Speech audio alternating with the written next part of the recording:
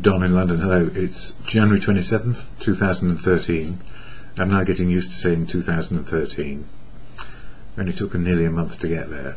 My videos, all about recovery from addiction to either substance or behaviour. My addictive substance, alcohol, impacted on all my behaviour. Trying to be perfect, and never so.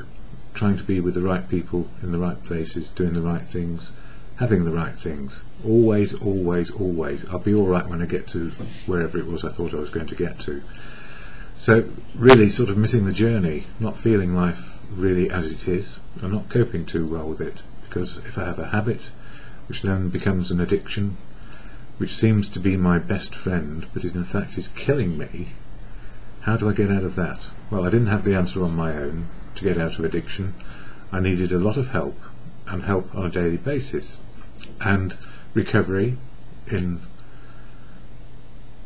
today is all about fellowship for me, a fellowship which helps me, and close to family, community, society, or whatever it is, being close and understanding what's going on.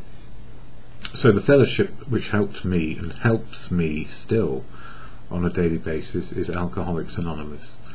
I never speak for AA, never can, never will, because people speak where they will about their experience, strength and hope of recovery. But I share how the 12 steps help me, the AA 12 steps, and a bit about the AA 12 traditions as well. The 12 steps to keep me on the road of recovery, the traditions to help keep the fellowship in unity, service and recovery. So there are no leaders in AA, and I can't speak for or ever represent anyone else but me. I can share how things impact on me, which is all very well, but I always share the AA preamble because it slows me down into the moment of now and enlightens those who have never heard it, or are new, or just a gentle way of settling in. So the AA preamble, which I've got from this little blue book here, always said at the beginning of every meeting, Alcoholics Anonymous is a fellowship of men and women who share their experience, strength and hope with each other, that they may solve their common problem and help others to recover from alcoholism. The only requirement for membership is a desire to stop drinking. There are no dues or fees for AA membership. We are self-supporting through our own contributions.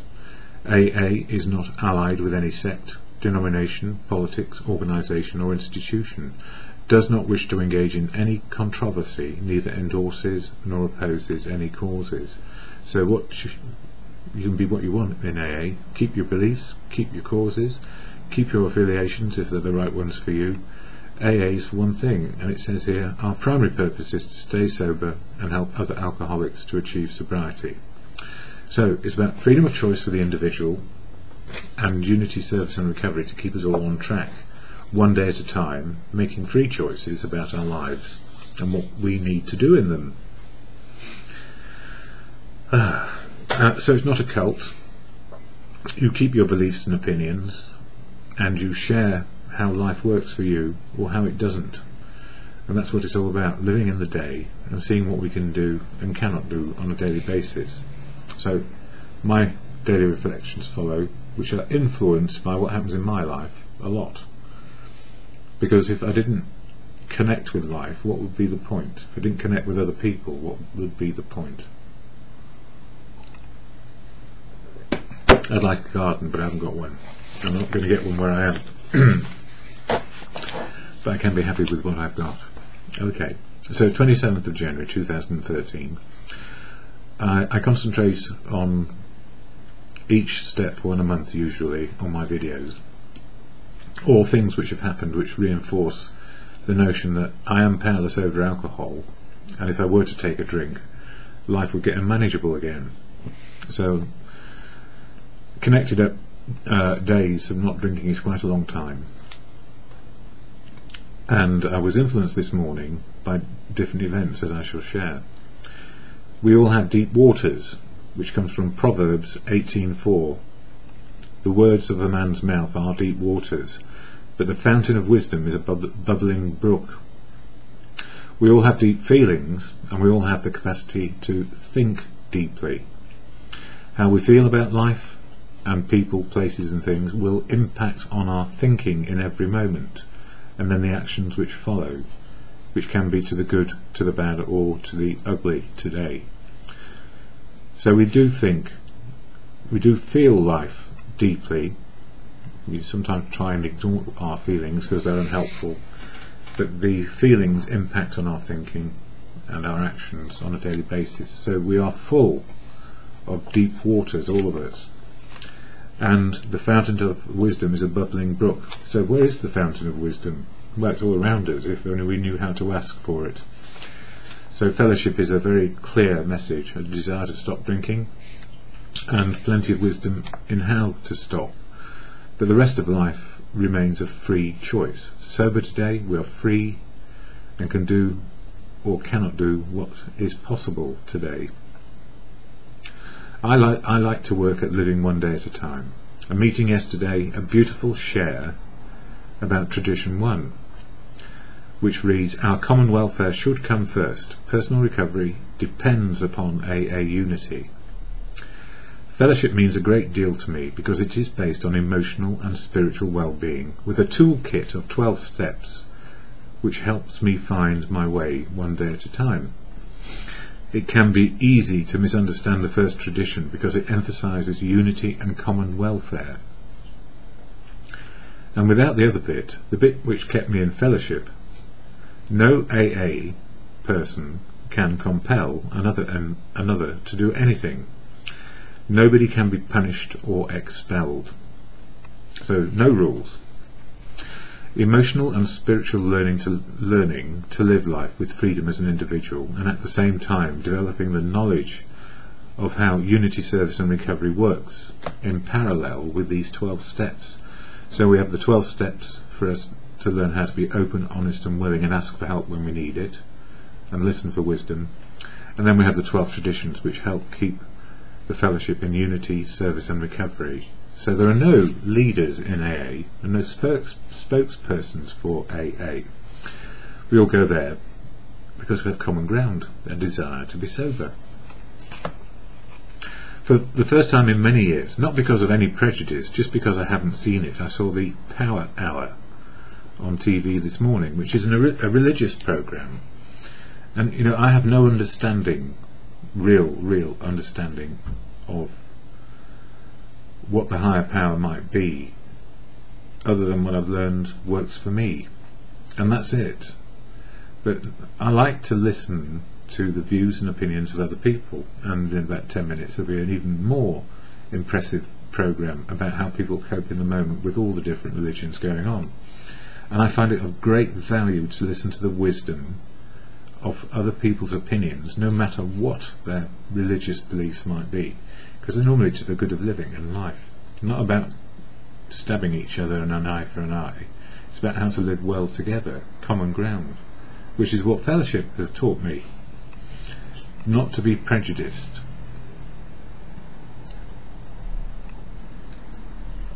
And yeah, I saw the Power Hour on TV this morning. I like to listen, become aware of how many people make sense of emotional and spiritual living, which is at the very core of everything. Experiencing and feeling life as it really is right now, where if we are coping, we are okay today. If we are not coping, we can ask for help, and the direction of asking is still the choice we make today. I would go to professionals qualified, yes. For example, I would not ask an active alcoholic to perform brain surgery on me today, even if they were the best in the world. An active alcoholic is not the best choice of brain surgery. I would go to the professionals qualified and not active in alcohol addiction. The Power Hour was absolutely right for me this morning when a speaker shared about emotional intelligence and thinking intelligence, and how it is rare to find a balance of both emotional and thinking intelligence going on in one person in the moment of now.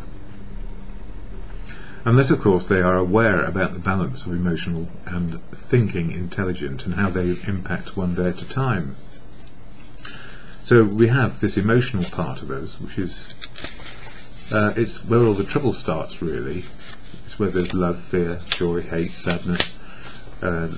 What drives the 7 virtues, what drives the 7 deadly sins.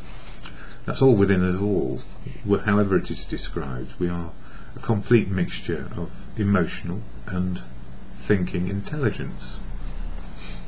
And I can cope with that.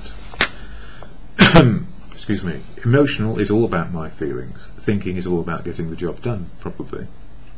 So if I know how I am feeling and how I am thinking, the actions which follow can be very good, very bad, and simply ugly sometimes. If something is out of balance, feeling bad probably equals thinking bad.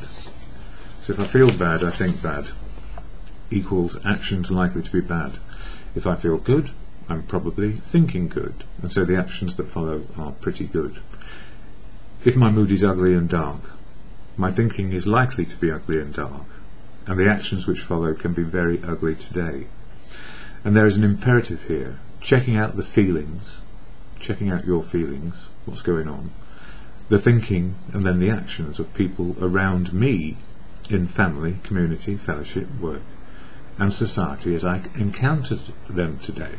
So I need to know about me, my feelings, thinking and actions, and I need to know roughly and sometimes specifically by asking for help and asking other people how you're feeling, why, what can we do together, and make it okay to them to feel wrong about it. What am I missing? I think I cover that in this bit. And also in the Power Hour, the speaker shared how important it is for any individual to know their feelings right now, and how they impact on thinking and the actions which might follow. Knowing oneself is half the story and shows where we put the emphasis on our actions and outcomes. And some people want to know and discuss the emotional impact. Some people are so focused on getting the job done they take no account of feelings at all. And I don't know if it's still, I'm not generally in organisations these days, but through the 80s, 90s and noughties there was a sort of parallel universe going on. The old ways of working in organisations, they tell you what to do, and then they had this idea of empowering people, giving them more responsibility so the organisation would work better and people would be better connected. So an old way of working to command and control, and then a new way of working which was about empowerment. And of course they used the emotional equation in there as well. How do you feel about doing that? And of course I felt better being empowered and connected. But when it came down to the bottom line, when the pressure was on, the emotional response from a manager who was under pressure was, how do you feel about just fucking getting on with it? Or in other words, bollocks to your feelings and here we go. And of course that gives a person a problem, because on the one hand they're being told what to do again, command and control, and yet they've been empowered to do the job. But then he comes along under pressure and says just fucking do it. A lot of that goes on all the time, but it goes on in family, community and society because people are in a rush to solve the immediate problem. So they think about it and don't expect an emotional bugger off, I don't want to do that, because they haven't checked out the feelings. So everybody's got feelings, deep waters, everybody's got thinking, deep waters, but some people are concentrated more on getting the thinking and action done, and some people are about, well, how's this going to affect all the people? You know, it's like the Prime Minister of the UK at the moment. He says austerity, and we're going to have a vote on being in the common market in 2017. So he feels good about that. The rest of the world is saying, what nonsense, that's not the big picture, that's just little England, Mr. Prime Minister, and you're out of Europe and influencing because of what you did. You vetoed something and said, no, I don't want to be part of that, so they've shut you out. And now, to keep on getting the votes from your main people, you're compromising yourself and compromising the country. You can shorten the word country down, and that will show you my feelings about what this person is doing without thinking it through and thinking about the feelings of a nation. But he would argue that the emotional response is to have this vote in or out of Europe. We all need common ground. It's very simple. The more you're involved on the common ground, the more influence you have. And if you're on the outside of it, they tell you to get stuffed. Just because you've got an opinion, keep it. We're happy doing what we're doing. So we know these things happen. So, and in all situations of life, family, work, community and society, the emphasis on our emotional depth will change. Deep waters with those we love, and shallow waters with whom we are superficial and indifferent. So I think, I feel that Mr Cameron is trying to do the best for the UK and has a deep feeling about it, but he has superficial feelings and is quite indifferent to the feelings of everybody else in Europe who thinks, what is the UK doing? Why do they want to be on the outside? And that's because we think we know better, we think we're superior. Sorry, I'm going on a bit, but that's just the way it is. We all have these deep feelings, and they're there. Some of them are called prejudices. Anyway, anyone can be superficial and indifferent and not aware of their impact on others, just like our Prime Minister has a very bad effect on people in Europe. We can be forgetful about people, places and things, and the fact that we are probably powerless to control, as in the case of our Prime Minister, but we are not powerless in influencing and connecting with everyone we meet. So there are people in our group, community, family, society, we have influence, but so do they. I feel we need to be aware that sometimes we can be running roughshod over those we cherish, and superficial and indifferent, not realising the impact we have in the moment of now. So, that's true of everybody, and sometimes we do. I might be running roughshod over all your beliefs and opinions right now, and I'm sorry if I'm doing it, but this is me sharing how it works for me. You share how it works for you as you choose, and that's good, and I don't want to undermine that, because I know it's the many voices in fellowship that have kept me going all these years. Not just my voice, many voices, many people's wisdom connected to the moment of now. So what a puzzle.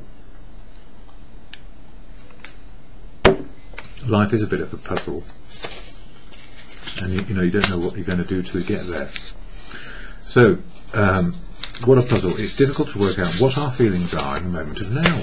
They are difficult. It took me a long time. Somebody said, how are you feeling? My natural response is fine and okay. But if I look a bit deeper, I might not be fine and okay. So it's difficult to work out what our feelings are in the moment when we haven't given any particular emphasis on feelings, or run away from them. And in fellowship, which is all about emotional and spiritual, the notion of deep waters and looking at our feelings is a horrible prospect, because in early days of recovery, every feeling seems to hurt and be felt right down deep inside, where everything is hidden and suppressed. And somebody said to me recently, I feel so guilty about being ill. And the problem is, addiction, you don't know you're in it till you're in it. It starts with a dependence, a sort of dependence on this best friend, which gets rid of those horrible feelings and maybe accesses some peacefulness from the madness inside. And then we're hooked, and then addicted, and we can't stop. The one emotion that counts above all is love, and how we are able to express our feelings of love, and darn it, how we cope when people express their love of us. So what do you do when somebody says they love you? It's an overwhelming feeling when it's felt deep inside, and it's happiness and joy and fearful sometimes, because we're still learning how to love. Our capacity to love keeps on changing as we change. When somebody said they loved me the other day, I did feel it all the way down into the deep of me, and I was able to share that I loved them too. Her too, actually, without conditions and without reservations. And you know who you are. And Deep feelings of love help us understand how to cherish and express what is going on in the moment of now, and then what to do about it. There needs to be joined up feelings with others. Empathy in the moment and then thinking what to do next is also joined and connected. I knew all this many years ago because it's based on what this is from the Power Hour.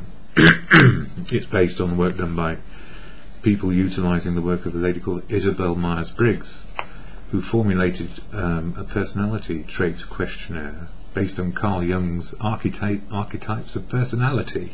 So just so you know what it is. The Isabel Myers-Briggs, the Myers-Briggs type indicator is a questionnaire indicating your personality type, where feelings and thinking traits are determined to see whether where the dominant trait might be. Those who are dominant in their thinking may have maybe a less developed way of feeling about life, or rather their feelings are hidden down deep and their thinking comes to the top, so it's dominant. And those who have emotional or feelings as their dominant trait are less likely to be focused on the thinking and practical logical side of life. But we all have these traits, and there is nothing wrong with being a feeling type or a thinking type. It is about how we develop a balance inside ourselves and how we relate with other people who are balanced differently to us. So if you meet a thinking type, it's all about the job, the action, the logic. Let's do it, let's get to the action, let's climb a mountain, and here's all the gear. I don't feel comfortable with you because you're not taking account of me. I'm quite scared of this, and if you run roughshod over my fear, I might say, are you sure about all this equipment? What about you, and are you going to support me? Are you going to show me how to get past that difficult bit? So that's how it works. Feelings, thinking. It's all going on inside us all. But there will be a dominant characteristic, which means that the other ones are slightly less developed and obvious. So we have to be careful with other people. Emotional and spiritual, that's fellowship. Who would have thought who had all the answers in the thinking department, could not work out why I drank myself nearly to death on many occasions. Simply, I just didn't understand addiction. The substance was simply covering up much of the emotional damage, and I had no way to restore myself on my own. The healing process of fellowship, constant support on any given day, was the answer. So the healing process of fellowship was the answer. Constant support of many people, people sober, and not trying to pin my hopes on just one person to save me. One person in recovery can help another person in recovery, in the moment, probably for an hour or two, but not on their own all day long, otherwise we get worn out. We do get worn out, so that's why we need the many. Without the help of others constantly available in groups, meetings, on the phone, on your network within fellowship, and although the fellowship does not sanction the utility of electronic connections, you will find hundreds of thousands are connected in this way.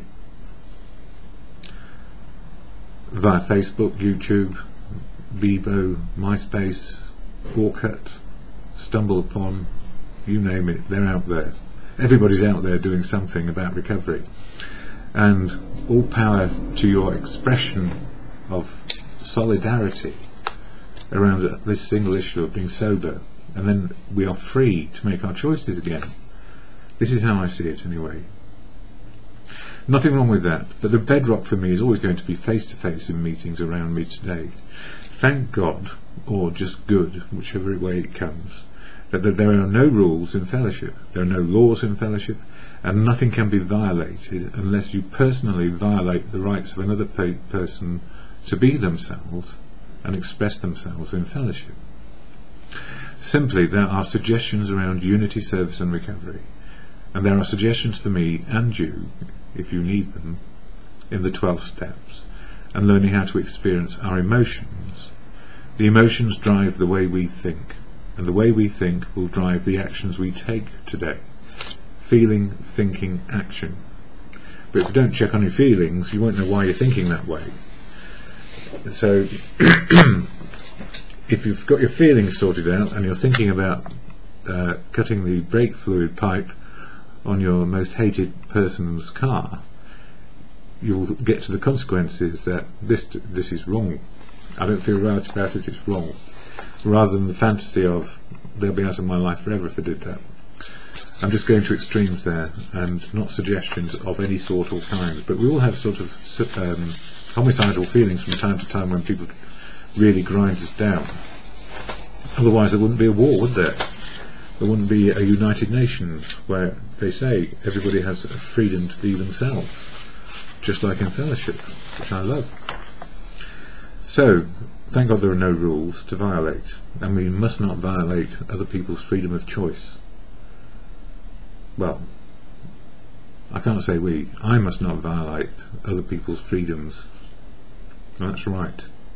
Simply, there are suggestions around unity, service and recovery, and there are suggestions for you and me about the 12 steps. If we are balanced in our emotional and thinking capacities, the outlook is about practicality and feeling right and coping right now. Now, how brilliant is that? Feeling the feelings in the moment of now, whatever they are, how they impact on our thinking, on our actions, and understanding there could be some good or bad or ugly consequences. And why did it take me all these years to look at me and my behaviour, rather than helping others professionally to resolve their emotional and spiritual issues day by day? That is a big question mark, and I'll tell you why. Looking in the mirror was not my favourite activity on any given day. Now, however, just enough looking inwards, not deep down self-analysis, but enough looking inwards to understand my mood today, discover it, and how my thinking and actions follow. A key question when it comes to being able to cope personally, and then wonder wonder about what I might be missing when I'm engaged in activities with other people. Yeah, the key question, this was part of the Power Hour, and it's something which I used to try and share with people. How do you impact on other people? You know, how do they feel about you? What do they think about you? And how do they respond to you?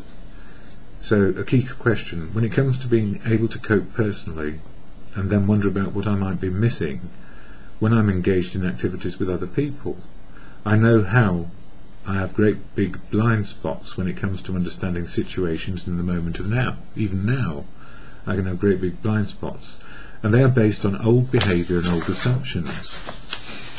So, here we go again. There's a bus going up the street, or a taxi, or a car. Here we go again. I can see they're not aware of me on my bicycle. So I could get angry, or I could just think to myself, well, slow down, let them get past, so I can carry on my journey unhampered, rather than making it a big issue about my right of way. Who cares about right of way? I want to get somewhere safe. Working out what is going on around me was a key skill, and based on old knowledge. Working out the emotional and spiritual in the moment of now is a real eye-opener. I need humility, not to assume what other people are feeling and thinking, not to assume, and to ask what is going on. Ask my friends and fellows, family and people I love, what am I missing right now about you and your needs? When I can see a logical reason for doing something, and other people see the logic of it, they may agree to do something, or we work together on something. If you don't check out how they feel about it, they may be very reluctant in their helpfulness, and reluctant emotionally because they have better things to do, or you've just told them to fucking do it because you're the manager, or you're the manager of that situation, without thought of the feelings of others. Especially if you've tried to empower them and you take that power away. I will not find out until I ask the questions of how are you feeling, what's the thinking behind that, or rather, what's your mood, how's your thinking, have I missed something, do you really want to do this? So if you have humility to ask the question, you're bringing yourself back to level playing fields, which is about empowering people to say no, because I don't want people to be around me who are reluctant. Good gracious, no. So how am I feeling this morning? I really had no clue about my feelings this morning when I woke up. My normal wake-up time is about 4 o'clock. I felt empty and rather flat, because sometimes lack of sleep gets to me a bit. The meeting yesterday was absolutely fantastic. Hearing many people share about the truth of life, and life does throw great big challenges about people we know, people who have died recently. I've got a funeral on Thursday, and that's me thinking that my feelings about the person are very deep, because they help me a lot, and that's why I'm going, for respect of their family and respect of them. It's a feeling inside me. I'm not going because I ought to go, it's because I need to go. I needed to go to a meeting yesterday. And life does throw great big challenges about people we know, people who have died recently, and people who are not very well. And we do relate to this because we are still here living. We all have grief about life. Grief is a constant in life. It's not about closure for me. So we all have grief, and in the fellowship we learn how to share about it, from the shock and denial to depression and acceptance. Now, acceptance is a place of cherishing memories which come up all the time. We also still talk to the people who have died in our lives, and sometimes we talk to the people who are still alive but cannot or will not, under any circumstances, talk to us. For what? Because of the consequences of what we may have done, or simply how life turned out. But you know what? In our heads we're still talking to them. So if we can get to a place of cherishing those memories, the good ones, and realising that the bad memories, what was my part in it, we get somewhere. But to actually judge another person's part in it is not a clever idea. It doesn't work. But you see, the trouble with the 12 steps, they give us a great judgment toolkit for ourselves. But if we apply it to other people, it's not very helpful. Yeah. Shock and denial to depression and acceptance. Most of us have realised that there is no closure to life, and what happens? We are on a continuum of emotional and spiritual living. We live and feel in the moment of now, if we're right with life. And if we learn to cherish all the good we encounter, where love flourishes, and we learn to deal with every other emotional experience moment to moment, minute to minute, hour to hour, and hopefully we cope just for today. I was really glad to be at the meeting yesterday. I needed to be with people experiencing how life is for me and them and where I live.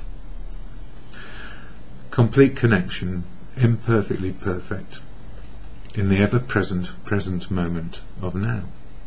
We live in the moment, no matter what is going on. And if we're in the fantasy, we're dreaming ahead. And if we're in the past, we're having a look, hopefully, and not rummaging to open deep wounds within ourselves again, but to cherish memories and learning. Yeah. Complete connection, imperfectly perfect, in the ever-present moment of now. A sigh of happiness, having written my daily reflection, which was true. I'm happy that I've written it, because it helps me, and I feel much better and happier in the moment of now. And then I've got more from previous years, which is on the blog as well.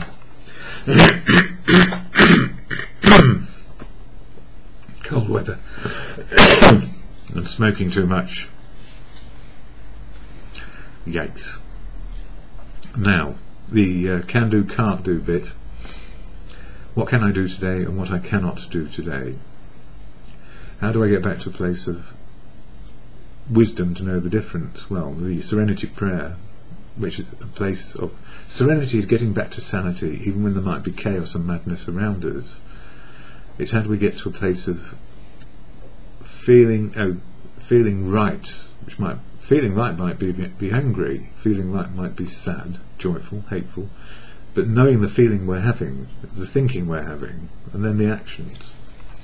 So if I work myself through the consequences, and it only takes the blink of an eye normally to be able to do these things, we get to where we need to get to. We keep on walking when we're in hell. We don't have to hang around and live in hell. We've done that already. So the serenity prayer to God, or good conscience, depending on your beliefs and your opinions, and I respect them fully. I still haven't got my beliefs and opinions all my ducks in a row. No, I don't know, and that's okay, because the power of truth, love and wisdom simply works through other people, and I learn as I go along. So the serenity prayer, a grasp at serenity, helps. This prayer does. Can do, can't do, wisdom in the moment. God, grant me the serenity to accept the things I cannot change, courage to change the things I can, and the wisdom to know the difference. For me is just for a moment, a minute, an hour, just for today.